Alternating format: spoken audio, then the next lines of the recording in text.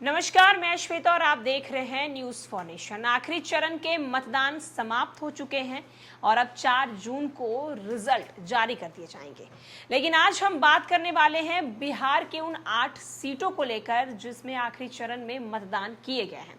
हम एक एक करके सारी सीटों के बारे में बात करेंगे, लेकिन उससे पहले आपको बता दें कि न्यूज फॉर नेशन की तरफ से इन 8 सीटों को लेकर जो है लगातार अपडेट जारी किया जा रहा था। हमारे संवाददाता ग्राउंड पर मौजूद थे और जो रिपोर्ट निकलकर सामने आई है उससे हम आपको बताने वाले हैं कि किन किन सीटों पर कौन कौन से प्रत्याशी जो हैं वो भारी पड़ते हुए नजर आ रहे हैं। इन सारी सीटों पर चर्चा करने के लिए हमारे सहयोगी प्रियदर्शन जी हमारे साथ मौजूद हैं। सबसे पहले हम बात करने वाले हैं मुख्यमंत्री नीतीश कुमार के गृह जिले नालंदा को लेकर। नालंदा में एक तरफ जहां एनडीए के प्रत्याशी कौशलेंद्र कुमार हैं, तो उनके विपक्ष उनके सामने इंडिया गठबंधन से संदीप सौरभ है। सर, क्या लगता है नालंदा में किन की नैया पार लगने वाली है? किनकी नैया पार लगेगी ये तो अलग विषय है। आपको पहले हम थोड़ा सा इतिहास बता देते हैं कि नालंदा की जो सीट रही है वह वर्ष 1996 से केवल और केवल नीतीश कुमार के चेहरे पर ही जीती गई है। वर्ष 1996 में यहाँ पहली बार जब जॉर्ज फर्नांडिस ने जीत हासिल की तो उस समय वो समता पार्टी के उम्मीदवार हुआ करते थे। समता पार्टी यानी कि नीतीश कुमार की पार्टी। उसके बाद परिस्थितियाँ बदली और जदयू का गठन हुआ।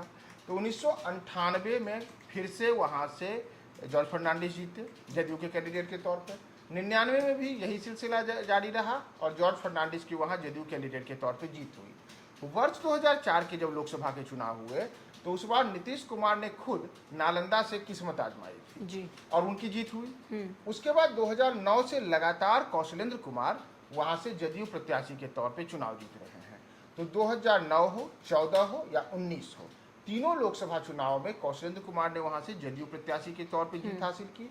तो ये जो इतिहास के आंकड़े हैं वह इस बात की गवाही देते हैं कि नालंदा में नीतीश कुमार के चेहरे पर किस तरीके से जदयू मजबूत हुई है और लगातार 1996 से इस सीट पर नीतीश कुमार जिस किसी के साथ रहे हो, यानी कि समता पार्टी हो या फिर जदयू हो और कैंडिडेट कोई भी हो, नालंदा चूंकि नीतीश कुमार का गृह जिला रहा है तो वहाँ तो आम एक धारणा है, आम एक चर्चा है कि हम तो नीतीश के लिए वोट देते हैं, नीतीश कुमार की प्रतिष्ठा को बचाने के लिए वोट देते हैं और नीतीश कुमार ही नालंदा के असली नायक हैं। इसलिए नीतीश भले ही खुद मौजूद नहीं हो, जो भी वहां चुनाव में उतरेगा उसकी जीत हम सुनिश्चित करेंगे। और वर्ष 1996 से तो यह ट्रेंड दिखते रहा है।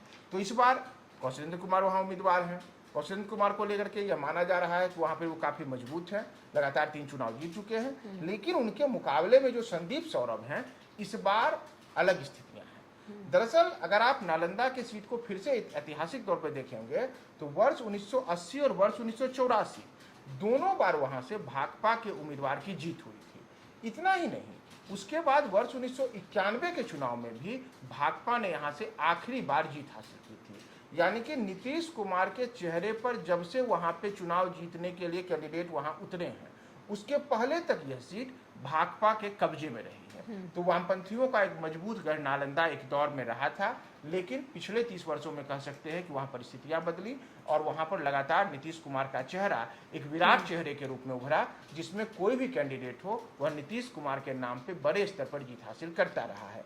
संदीप सौरभ को उम्मीद थी इस बार कि वह वहाँ पर फिर से वही 1980 वाला, वर्ष 1991 वाला जो प्रदर्शन है वो भाकपा का दोहराएं और जमीन पर उन्होंने इसके लिए काफ़ी मेहनत भी की है। यहाँ पे ये भी है कि चाहे कांग्रेस हो, चाहे वामपंथी दल हो, राजद हो, इन सब का उनको मजबूत गठजोड़ मिला है। लेकिन अगर आप वहाँ परिस्थितियाँ देखेंगे तो पूरा का पूरा जो नालंदा है उसमें सर्वाधिक मतदाता कुर्मी बिरादरी से आते हैं और यही एक मजबूत पक्ष कौशलेंद्र कुमार के लिए भी है कि जातिगत तौर पर और नीतीश कुमार का गृह जिला रहने के कारण यह उनका एक मजबूत पक्ष हो जाता है। और माना जा रहा है कि नालंदा में आप कौशलेंद्र कुमार को नीतीश कुमार के नाम पर 20 तो रख ही सकते हैं और इसका ऐतिहासिक कारण जो मैंने आपको बताया तमाम चीजें हैं। संदीप सौरभ की मेहनत कहाँ तक उनको पहुंचाती है, वोट उनको कहाँ तक आ पाता है, ये तो 4 जून को पता चलेगा। लेकिन कौशलेंद्र कुमार आंकड़ों के हिसाब से तो लगातार वहां पे मजबूत दिख रहे हैं। नतीजा 4 जून को जो भी आए, कौशलेंद्र अभी तो मजबूत जरूर है। सर, हम बात करेंगे पटना साहिब लोकसभा सीट को लेकर। रविशंकर प्रसाद क्या इस बार भी जीतने वाले हैं, क्योंकि उनके सामने जो है वो अंशुल अभिजीत खड़े हैं, तो क्या रविशंकर प्रसाद दूसरी बार जीत हासिल करेंगे या फिर उनके लिए थोड़ी मुश्किलें बढ़ सकती हैं? नहीं, जैसे अगर हम लोग देखें पटना साहिब सीट को, तो पटना साहिब सीट पे भारतीय जनता पार्टी का एक लंबे अरसे से कब्जा रहा है। चाहे जिस दौर में वर्ष 2008 का परिसीमन के पहले की भी अगर हम बात करें, तो पटना सीट पर हमेशा से भारतीय जनता पार्टी का कमल यहाँ पे खिलता रहा है। और यह उन सीटों में शुरुआती दौर से ही कम भाजपा के लिए रहा जहाँ की शहरी मतदाताओं ने दिल खोल करके भाजपा को वोट दिया। प्रत्याशी कोई भी हो, पटना शहर में एक ये आम धारणा रही कि हम लोग वोट भाजपा को करेंगे। इसके लिए कुछ आंकड़े भी यही गवाह देते हैं।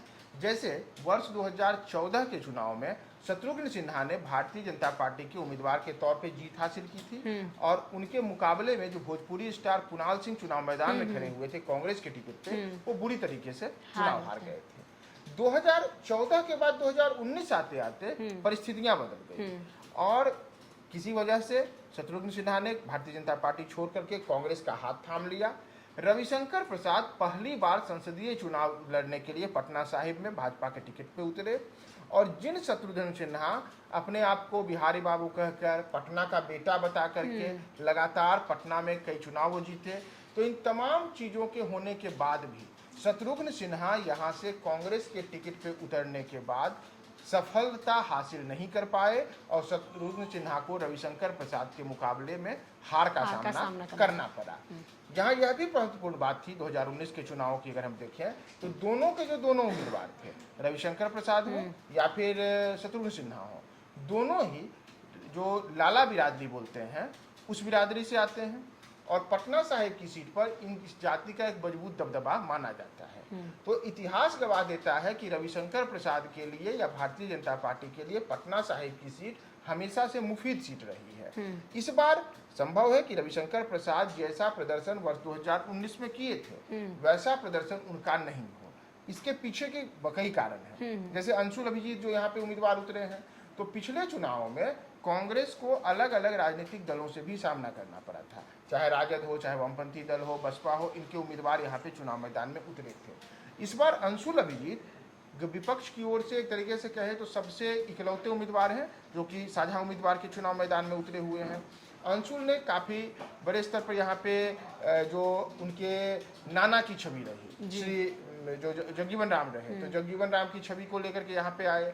अपनी माँ मीरा कुमार के नाम पर भी उन्होंने वोट मांगा। कांग्रेस के कई बड़े नेता आकर के और इनके लिए चुनाव प्रचार किए, जिसमें राहुल गांधी भी शामिल जी बिल्कुल। तो आप समझ सकते हैं कि पटना साहिब की सीट कांग्रेस ने किस प्रकार की प्रतिष्ठा की सीट मानी, जिसमें खुद राहुल गांधी चुनाव प्रचार करने के लिए यहाँ उतरे थे। लेकिन इतिहास बताता है कि रविशंकर प्रसाद हो या भारतीय जनता पार्टी हो, उनके लिए पटना साहिब में तमाम किस्म के जो आंकड़े रहे हैं, तमाम किस्म के जो समीकरण रहे हैं, उनके पक्ष में रहे हैं। और इस बार भी कांग्रेस ने जितनी देर से वहां पर अपने कैंडिडेट की घोषणा की, इसके अतिरिक्त अंशुल अभिजीत भले ही अपने क्षेत्र के जिस वो विश्वविद्यालय में पढ़ाते हैं और एक जाने माने प्रखर वक्ता माने जाते हैं अंग्रेजी के, तो वो उस इलाके में तो अपनी लोकप्रियता हासिल किए हुए हैं, लेकिन जमीनी स्तर पर उनकी पहचान काफ़ी सीमित रही है। और एक लंबे अरसे तक तो उन्हें यही बताने में, साबित करने में रह गया कि मैं कौन हूँ, कहाँ से आया हूँ, मीरा कुमार से मेरे क्या संबंध हैं, जगजीवन राम से मेरे क्या संबंध हैं। तो ये कुछ ऐसी चुनौतियाँ रहीं जिसे स्थापित करने में अंशुल अभिजीत को जमीन पे काफ़ी चुनौती का सामना करना पड़ा है। पटना का शहरी मतदाता जिस तरीके से भारतीय जनता पार्टी के लिए मजबूती से वोट करता रहा है, उसमें रविशंकर प्रसाद के लिए हम एज तो दे सकते हैं, लेकिन इस बार संभव है कि जैसा प्रदर्शन 2019 में रहा था वैसा प्रदर्शन रविशंकर के लिए नहीं हो, क्योंकि कई जगहों पर हमने देखा था कि रविशंकर प्रसाद के लिए जनता में एक व्यापक जनाक्रोश दिखा था, उनका जगह जगह विरोध किया गया था। अब विरोध जो है वह व्यापक स्तर पर क्या वोट में भी तब्दील हुआ है या वही पुराना ट्रेंड रहा है कि नरेंद्र मोदी, भारतीय जनता पार्टी के नाम पर रविशंकर अपनी नैया पार करा लेंगे। ये कुछ ऐसे आंकड़े हैं जो रविशंकर को एज देते हैं और अंशुल को यहाँ पर थोड़ी से हम कह सकते हैं कि वो पिछड़ते हुए दिख रहे हैं।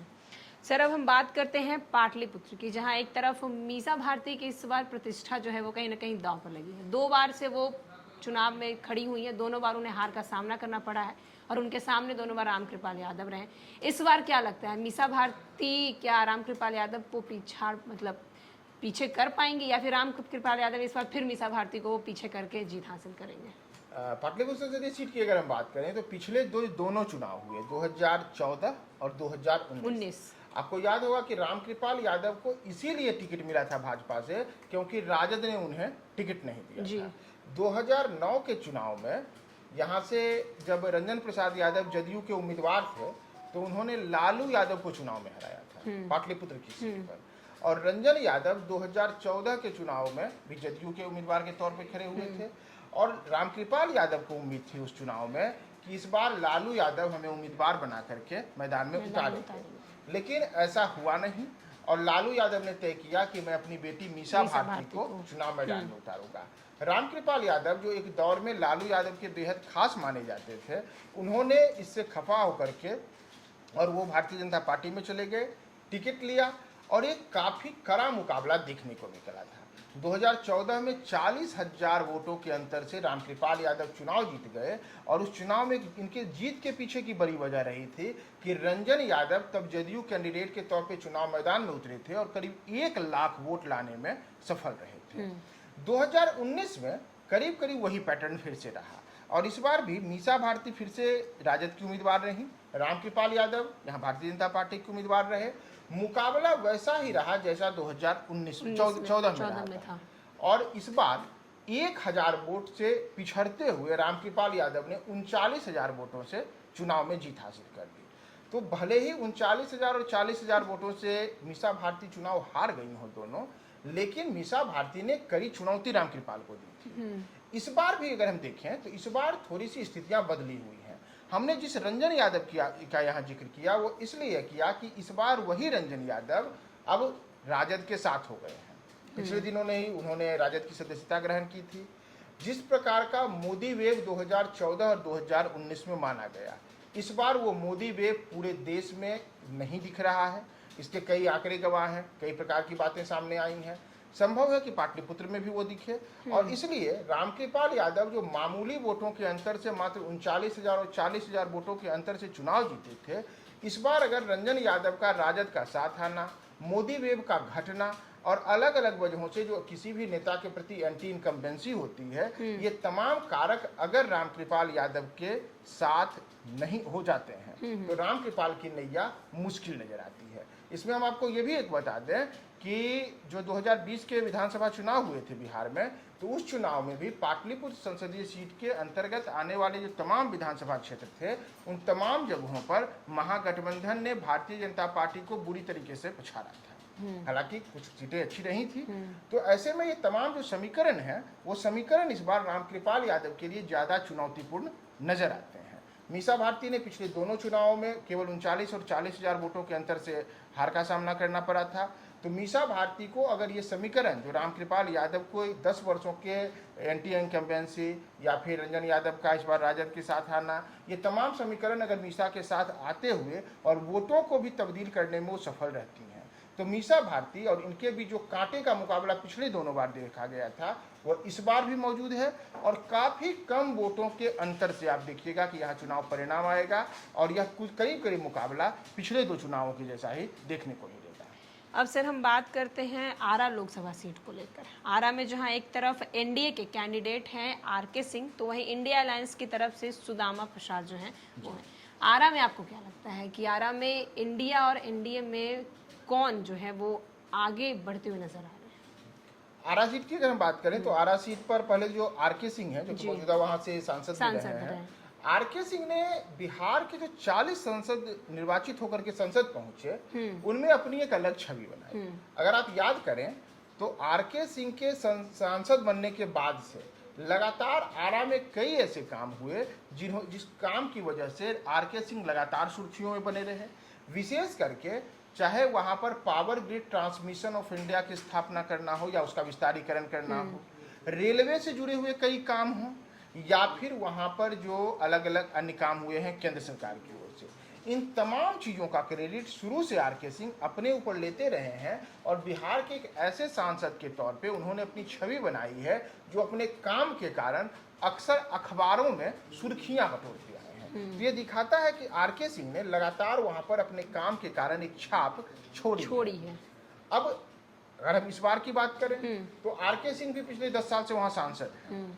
स्वाभाविक है, कोई भी व्यक्ति सांसद है तो उसके खिलाफ एंटी इनकम्बेंसी की संभावना बनी रहती है, लेकिन समीकरण ऐसे हैं कि आर.के. सिंह के लिए वो कुछ समीकरण वहां पर अलग किस्म के हैं। जैसे वहां जो सुदामा प्रसाद है जो भाकपा माले के हैं। तो अगर आप भाकपा की बात करेंगे तो बिहार में भाकपा को माले को लेकर के एक लंबे अरसे से यह भी रहा कि जिस प्रकार से वामपंथी दलों के साथ उनका रक्त रंजित इतिहास रहा और उसका एक बड़ा प्रभाव पूरे के पूरे भोजपुर शाहाबाद के इलाकों में रहा, उसका आज भी उसकी जो याद हम कह सकते हैं कि आज भी लोगों के जेहन में बनी हुई है। सुदामा प्रसाद लगातार वहां पे चुनाव प्रचार किए, लेकिन आर.के. सिंह की छवि के सामने सुदामा प्रसाद की छवि हम कह सकते हैं कि थोड़ी सी कमजोर रही और आर.के. सिंह के साथ कुछ वहां पे समीकरण भी साथ दिखते हैं। जैसे समीकरणों की अगर आप बात करेंगे तो आर.के. सिंह राजपूत जाति से आते हैं और आरा का जो संसदीय सीट है वह बिहार की कुछ उन चुनिंदा संसदीय सीटों में है जहां की सर्वाधिक राजपूत मतदाता आते हैं। तो ऐसे में आर.के. सिंह के लिए बिहार में जहां की चुनाव में जाति की थाती जो कहते हैं कि सिर चढ़ कर बोलना है, तो उसमें हम इससे इनकार नहीं कर सकते हैं कि आर.के. सिंह के लिए राजपूतों का एक बड़ा वोट बैंक उनके साथ मजबूती के साथ खड़ा हुआ रहा होगा, वह इस चुनाव में भी खड़ा रहा होगा। तो इसलिए आर.के. सिंह के लिए वहाँ पे सुदामा प्रसाद के मुकाबले थोड़ा सा मुकाबला तो उनके पक्ष में हम दे सकते हैं ज़्यादा हुआ, लेकिन चुनौती है कि जो लगातार वहाँ पे 10 वर्षों का इनका शासन, इनका जो संसदीय कार्यकाल रहा है, तो उसमें एंटी इनकम्बेंसी है। भाकपा शुरू से इस पूरे इलाके में एक मजबूत दल के रूप में रही है, तो उनका सांगठनिक ढांचा कोई बहुत ज़्यादा कमजोर नहीं है। लेकिन पिछले दो चुनावों के आंकड़े बताते हैं कि आर.के. सिंह ने यहाँ बड़ी जीत हासिल की थी और वह जीत तब भी भाकपा माले के ही खिलाफ हुई थी। इस बार भी परिस्थितियां जो है कोई बहुत ज़्यादा भिन्न नज़र नहीं आती हैं। तो इसमें सुदामा प्रसाद को लेकर के कोई ऐसा चुनाव प्रचार, कोई ऐसा उनके दल की ओर से चुनाव प्रचार में आक्रामक प्रचार नहीं दिखा। तो ये तमाम चीज़ें आर.के. सिंह को एज तो देते हुए दिखती हैं। अब एज में आर.के. सिंह क्या 2019 वाला ही प्रदर्शन दोहरा पाते हैं या फिर उनका ग्राफ गिर जाता है, ये काफ़ी मायने रखेगा।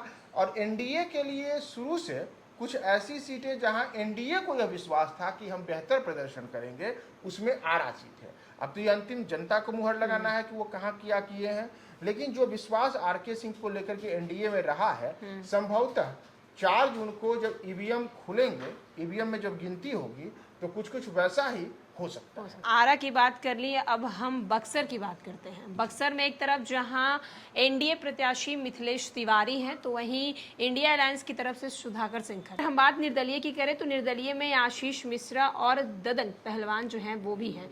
तो क्या लगता है कि कहीं ना कहीं मिथिलेश तिवारी और सुधाकर सिंह के लिए ये दोनों जो कि निर्दलीय लड़ रहे हैं, इनके वोट बैंक को कहीं काट सकते हैं कि नहीं काट सकते हैं? जैसे जो आज वहाँ मतदान हुआ है बक्सर में, अगर बक्सर में मतदान के पहले की हम स्थितियों को ही देख लें तो जो बक्सर की सीट है, बक्सर की सीट शुरू से बिहार की उन इकलौती सीटों में शामिल है जो कि ब्राह्मण बहुल सीट माने गए। चाहे वहां से पिछले चुनावों में अश्विनी चौबे का भारतीय जनता पार्टी के उम्मीदवार के तौर पे जीतना हो या फिर उसके पहले लालमुनि चौबे का वहां से जीतना हो, ये लगातार वर्ष 1996 से जो बक्सर में ट्रेंड चलता रहा है कि वहां पे चुनाव तो होते हैं लेकिन चुनाव में जाति काफी बड़े स्तर पे एक हावी मुद्दे बन जाता है। जैसे वहां पे जो मैंने आपको ब्राह्मण जाति की बात की इसलिए कि ब्राह्मणों का एक बड़ी आबादी बक्सर संसदीय सीट पर है, साथ ही साथ सवर्णों का एक अन्य वोट बैंक भी शुरू से एनडीए के साथ रहता है और ये तमाम गठजोड़ बना करके वहां पर भाजपा को मजबूत किए हुए रहता है। लेकिन यही सुधाकर सिंह और इनके पिता जगदानंद सिंह ने एक बार वहां पर जीत हासिल की थी वर्ष 2009 में। जो उनकी जीत तो हुई थी लेकिन बेहद कम वोटों के अंतर से जगदानंद सिंह ने 2009 के लोकसभा चुनाव में राजद प्रत्याशी के तौर पे जीत हासिल की थी। तो एक और वहां पे प्रत्याशी के तौर पे जो ब्राह्मण जाति से प्रत्याशी आते हैं उनके लिए ब्राह्मणों की एकजुटता, तो दूसरी ओर जो राजपूत जाति से आने वाले अमूमन प्रत्याशी रहते हैं, चाहे जगदानंद सिंह हो चाहे सुधाकर सिंह हो, इनके बीच शुरू से ही कड़ा मुकाबला देखने को मिलता रहा है। इस बार भी करीब करीब वही स्थिति है और सुधाकर सिंह ने इस बार माना था कि उनके लिए एक बड़ा जो बेहतर समीकरण बन सकता है कि यादव और राजपूत ये दोनों वोट उनके साथ आ सकते हैं। लेकिन ददन पहलवान उसी इलाके से आते हैं और यादव जाति से आते हैं, 4 बार के विधायक रह चुके हैं। ददन यादव उस इलाके में एक प्रभावशाली नेता के तौर पे जाने जाते हैं और विशेषकर यादवों के बीच में अच्छी खासी पैठ मानी जाती है। तो ऐसे में अगर ददन पहलवान जितना भी वोट काटेंगे वह वोट नुकसान किसे करेगा? सुधाकर सिंह को करेगा। दूसरी ओर जो आपने आनंद मिश्रा की बात की है, तो आनंद मिश्रा आईपीएस अधिकारी रहे हैं, असम कैडर से आते हैं और उन्होंने जब वहां पर वीआरएस लेकर के और राजनीति करने के लिए बिहार आए तो उस दौरान माना गया था कि आनंद मिश्रा को भारतीय जनता पार्टी अपना उम्मीदवार बनाएगी, लेकिन अंतिम मौके पे आनंद मिश्रा को टिकट नहीं मिला, मिथिलेश तिवारी को टिकट मिल गया। अब आनंद मिश्रा वहां पे निर्दलीय ही चुनाव मैदान में उतरे हुए हैं और वहां ताल ठोक रहे हैं। तो माना जा रहा है कि जो स्थानीय होने के कारण वहां पे इस बार एक यह भी मुद्दा बक्सर में बना हुआ रहा कि स्थानीय बनाम बाहरी। आनंद मिश्रा खुद को स्थानीय बता करके और ब्राह्मणों का वोट अपनी ओर गोलबंद करने में लगे रहे और मिथिलेश तिवारी को बाहरी बता करके एनडीए के निर्णय पर सवाल उठाते रहे। तो ऐसे में दोनों जो प्रमुख प्रत्याशी हैं मिथिलेश तिवारी और सुधाकर सिंह, उनको अपनी अपने ही जो कहें कि जाति और गठबंधन के नेता रहे, जिसमें कि आनंद मिश्रा एनडीए को बड़ा नुकसान कर सकते हैं और सुधाकर सिंह को ददन पहलवान से बड़ी स्तर पर वोटों की सेंधमारी का सामना करना पड़ सकता है। और इसमें जो इतिहास बताता है कि पूरा का पूरा जो आंकड़ा अब तक का है उसमें लगातार चूंकि ब्राह्मणों का एक मजबूत गठजोड़ एनडीए के साथ रहा है, तो उसमें मिथिलेश तिवारी के लिए ये तो एक मुफीद स्थिति बनती है। लेकिन अगर वास्तव में आनंद मिश्रा वहां पे बड़े स्तर पर वोट काटने में सफल हो जाते हैं और सुधाकर सिंह के लिए जो वहां पे जमीनी स्थिति इस बार रही है उसमें सुधाकर सिंह वहां पे अपने लिए बेहतर गठबंधन कर चुके हैं, तो इस बार मुकाबला वहां कांटे का दिख सकता है। लेकिन अंतिम मौका जो होगा उसमें यह महत्वपूर्ण रहेगा कि दोनों निर्दलीय प्रत्याशी कितना वोट लाते हैं और वही इनकी जीत हार का अंतिम परिणाम तय। सर, हमने बक्सर की बात कर ली, अब हम सासाराम की बात करते हैं। सासाराम में एनडीए कैंडिडेट शिवम राम हैं, तो वहीं इंडिया अलायंस के मनोज कुमार हैं। तो कितनी कांटे की टक्कर दोनों में देखने को मिल सकती है सासाराम सीट को लेकर? जैसे अगर हम सासाराम की बात करें तो सासाराम सीट की तो पिछले करीब जो आज़ादी के बाद से एक बड़ी पहचान रही, वह पहचान रही वहां से लगातार जो चुनाव जीतते रहे मीरा कुमार के पिता जी, उनके पिता के कारण। बाद में मीरा कुमार वहां पर से चुनाव जीती। तो मीरा कुमार के बाद यह पहला मौका है कि जब कांग्रेस ने वहां मनोज कुमार को उम्मीदवार बनाया है और भारतीय जनता पार्टी की ओर से पिछला चुनाव छेदी पासवान जीते थे। छेदी पासवान इस बार चुनाव नहीं लड़ रहे हैं, उनकी जगह शिवम राम को भारतीय जनता पार्टी ने उम्मीदवार बनाया है। तो यहाँ पर जो मुकाबला होते रहा है उस मुकाबले में कांग्रेस और भारतीय जनता पार्टी के लिए समय समय पे अलग अलग उतार चढ़ाव की स्थिति देखने को मिली है। पिछला चुनाव छेदी पासवान जीत गए थे, इस बार शिवम राम वहां से नए उम्मीदवार हैं।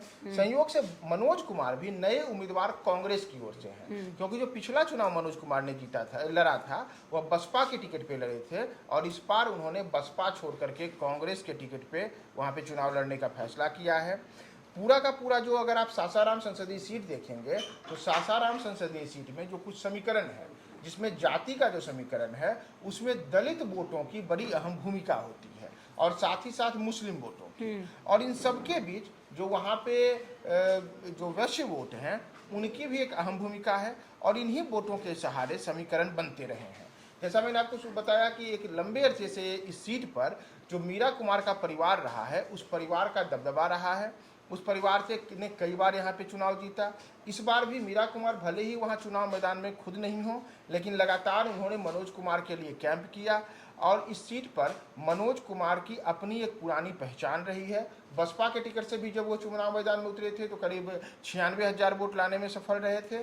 तो मनोज कुमार इस बार दावा लगातार करते रहे थे कि कांग्रेस से टिकट मिलने के कारण उनकी स्थिति मजबूत हुई है। दूसरी ओर शिवम राम है, शिवम राम को इस बार भाजपा ने छेदी पासवान की जगह पर टिकट दिया।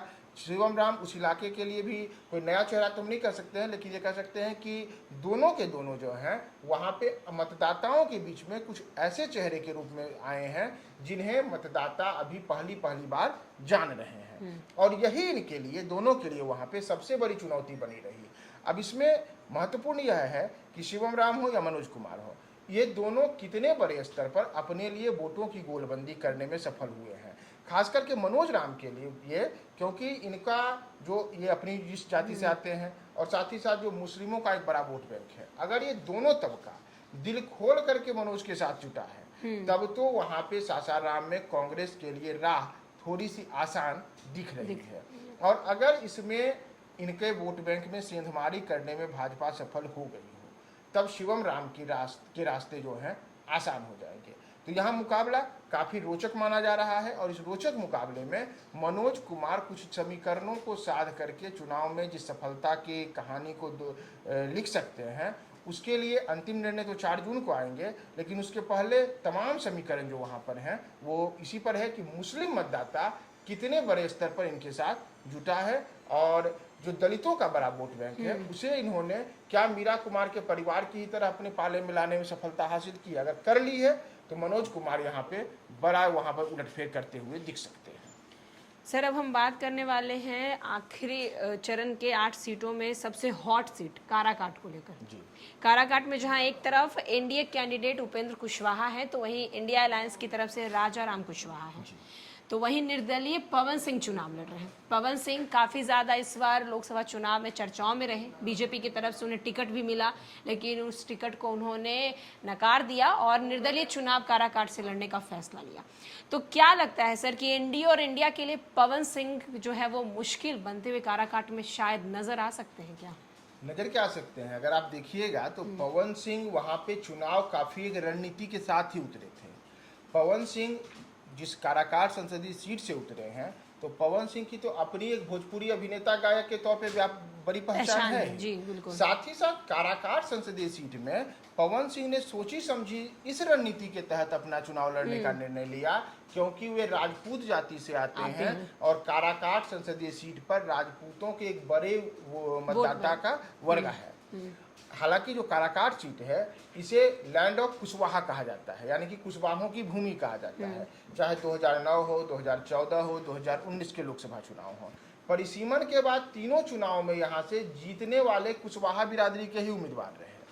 तो इस बार भी यहाँ पे इसीलिए इंडिया गठबंधन की ओर से भी राजाराम कुशवाहा को उम्मीदवार बनाया गया और उपेंद्र कुशवाहा एनडीए की ओर से रहे। लेकिन ऐसे में अगर पवन सिंह के लिए राजपूतों का बड़ा वोट बैंक शिफ्ट होता है तो ये सीधा बड़ा झटका उपेंद्र कुशवाहा को लगेगा। और उपेंद्र कुशवाहा को लगने वाला ये झटका जो है, यह झटका पवन सिंह के लिए एक कह सकते हैं कि उनको मुकाबले में लाए हुए हैं। अब आज भी जो वहाँ, अच्छा दूसरी बात है कि जो पवन सिंह की पहचान है, पवन सिंह शायद इन तीनों उम्मीदवारों में एकमात्र ऐसे चेहरे हैं जो युवाओं के बीच में सबसे ज्यादा लोकप्रिय हैं। और उनकी ये लोकप्रियता अब बूथों पर झंडा और डंडा गाड़ने तक पहुंची है या नहीं, ये महत्वपूर्ण है। क्योंकि देखिए, कोई भी व्यक्ति जब राजनीतिक दल के साथ जुड़ करके चुनाव में उतरता है तो उसके साथ एक बड़ा संगठनात्मक ढांचा भी खड़ा होता है। पवन सिंह निर्दलीय चुनाव में उतरे हैं तो उनके साथ इस संगठनात्मक ढांचे की कमी रही है, लेकिन उनकी लोकप्रियता काफ़ी व्यापक है, तो उनको अपने लिए निजी संगठन के तौर पे बनाना कोई बड़ी चुनौती नहीं है। अब वो इसमें कितना सफल हुए हैं, यही उनकी सफलता उपेंद्र कुशवाहा और राजाराम कुशवाहा के लिए सबसे बड़ी चुनौती है। अगर राजपूतों के बड़े वोट बैंक को वो एनडीए से अपनी ओर खींचने में सफल हो गए हैं, तो पवन सिंह यहाँ पे मुकाबले में बने हुए हैं। और इसमें सबसे बड़ा नुकसान जो है, हम कह सकते हैं इस स्थिति में उपेंद्र कुशवाहा के लिए हो सकता है। राजाराम कुशवाहा के लिए स्थिति है कि वहाँ पे चूंकि उपेंद्र कुशवाहा और पवन सिंह आमने सामने के मुकाबले में आ गए हैं, तो उपेंद्र कुशवाहा के मुकाबले राजाराम कुशवाहा वहाँ तीसरे नंबर पर खिसकते हुए दिख सकते हैं। और इसमें यहाँ पे एक रोचक मुकाबला पवन सिंह और उपेंद्र कुशवाहा के बीच में है, जिसमें पवन सिंह संभव है कि इस बार वहाँ पर जो राजपूतों का वोट है अगर अपनी ओर खींच लेते हैं और युवाओं के बड़े वोट को अपनी ओर लेते हैं, तो इससे वो बड़ा झटका जो प्रमुख दलों के उम्मीदवार हैं उन्हें दे सकते हैं। वो तो सर फैसला 4 जून को सामने आ जाएगा। अब हम सब आखिरी सीट की बात कर ले, जहानाबाद सीट की बात करें तो एनडीए कैंडिडेट चंदेश्वर चंद्रवंशी हैं, तो इंडिया अलायंस की तरफ से सुरेंद्र यादव खड़े हैं और बसपा से अरुण सिंह खड़े हैं। तो कितना अरुण सिंह जो है वो चंदेश्वर चंद्रवंशी और सुरेंद्र यादव के लिए जो है मुश्किलें पैदा करते हुए नजर आ सकते हैं? आज जो मतदान हुआ है जहानाबाद में, तो मतदान भले ही आज हुआ हो, लेकिन मतदान के पहले के ही अगर कुछ आप बातों को याद करें तो 2 दिन पहले वहां पर जदयू की ओर से उनके पूर्व राष्ट्रीय अध्यक्ष ललन सिंह चुनाव प्रचार करने गए थे जी। और ललन सिंह ने वहां भरी सभा में कहा, चुनावी सभा में कहा कि अगर चंदेश्वर चंद्रवंशी से कोई गलती हो गई हो तो आप इन्हें माफ कर दें। उनका यह कहना एक बड़ा संकेत है कि चंदेश्वर चंद्रवंशी के लिए किस प्रकार से वहां पे चुनौतियां रही हैं और ये चुनौतियां इस बार चुनाव के पहले से चंद्रवंशी के लिए मानी गई। अगर आप याद करेंगे तो 2019 के लोकसभा चुनाव में भी चंदेश्वर चंद्रवंशी बिहार के वह जीतने वाले सांसद थे जो सबसे कम वोटों से चुनाव जीते थे। मात्र 1600-1700 वोटों के अंतर से लोकसभा का चुनाव चंदेश्वर चंद्रवंशी ने जीत लिया था और सुरेंद्र यादव हार गए थे। तो ऐसे में चंदेश्वर चंद्रवंशी इस बार फिर से एक कड़े मुकाबले में है वहां पे, और उनके मुकाबले में सुरेंद्र यादव शुरू से ही वहां पर बताए जा रहे थे कि जैसे पिछले चुनाव में उन्हें कड़ी टक्कर दिए थे, इस बार भी कड़ी टक्कर दे रहे हैं। लेकिन यहाँ पे डॉक्टर अरुण कुमार के चुनाव मैदान में बसपा के टिकट से उतर जाने के कारण मुकाबला सीधे सीधे त्रिकोणीय हो गया और शुरू में जो माना गया था कि आमने सामने की लड़ाई में चंदेश्वर चंद्रवंशी और सुरेंद्र यादव के बीच मुकाबला है, उसमें अरुण कुमार ने वहां पर चुनाव में बसपा का टिकट हासिल करके पूरे के पूरे जो चुनाव रहे इस चुनाव को एक त्रिकोणीय मोड़ दे दिया। अब जैसे वहां देखिएगा तो जो जहानाबाद की सीट है, इस सीट को शुरू से ही परंपरागत तौर पे भूमिहारों के एक सीट के रूप में माना जाता है और अरुण कुमार भूमिहार जाति से आते हैं जी। यहाँ लंबे अरसे से भूमिहार और यादव प्रत्याशियों के बीच में आमने सामने का मुकाबला होता रहा है। अरुण कुमार इस सीट से 2 बार के सांसद भी रह चुके हैं, सुरेंद्र यादव भी यहाँ से सांसद रह चुके हैं और चंदेश्वर चंद्रवंशी तो निवर्तमान सांसद हैं ही। तो चंदेश्वर को सबसे बड़ी चुनौती है कि उन्हें यहाँ पे 2 पूर्व सांसदों से मुकाबला करना पड़ा है और इसमें जो भूमिहार जाति का मैंने इसलिए जिक्र किया कि यहाँ पे भूमिहारों की सबसे बड़े जो मतदाता वर्ग हैं उसमें भूमिहार जाति आते हैं और अरुण कुमार के पक्ष में भूमिहारों की इस बार बड़े स्तर पर गोलबंदी दिखी है। साथ ही साथ बसपा का टिकट हासिल करने के कारण इस पूरे इलाके में जो दलितों का एक बड़ा वोट बैंक है, वह पिछले चुनाव में भी यह देखने को मिला था कि वह बसपा के नाम पर उनके लिए हाथी पे सवार हुआ था। तो संभव है कि इस बार भी अरुण कुमार को इसका फायदा मिले और यही अरुण कुमार को इस चुनाव में चंद्रवंशी पर भी लीड दे रहा है और यही सुरेंद्र यादव के लिए भी अरुण कुमार एक बड़ी चुनौती बनकर के सामने आए हैं। बिल्कुल आप कह सकते हैं कि जहानाबाद में इस बार कांटे का मुकाबला देखने को मिलेगा और इसमें अरुण कुमार कोई बड़ा जो कह सकते हैं कि वहां पर जो उलटफेर है वह उलटफेर यहाँ पे करते हुए नजर आए और इस उलटफेर के बड़े शिकार सबसे पहले तो चंदेश्वर चंद्रवंशी हो सकते हैं और उसमें दूसरे शिकार यहाँ पे सुरेंद्र यादव हो सकते हैं। तो जहानाबाद का रिजल्ट इस बार पिछले वर्ष की तरह ही चौंकाने वाला आ सकता है। जैसे पिछले वर्ष केवल 1600-1700 वोटों के अंतर से चंदेश्वर चंद्रवंशी जीते थे, इस बार भी कोई वैसा ही बिल्कुल रोचक और नजदीक का मुकाबला देखने को यहाँ पे मिलेगा। तो चलिए, हमने लोकसभा के आखिरी चरण यानी 7वें चरण के 8 सीटों के बारे में चर्चा किया। हमने आपको बताया कौन कौन से सीट पे किन किन कैंडिडेट्स के लिए जो हैं वो काफ़ी ज़्यादा मुश्किलें बढ़ती हुई नज़र आ रही हैं और किन किन कैंडिडेट्स के लिए जो है मुश्किलें कम होती नज़र आ रही हैं। इसका फैसला तो 4 जून को होगा। फिलहाल के लिए इस अपडेट में इतना ही।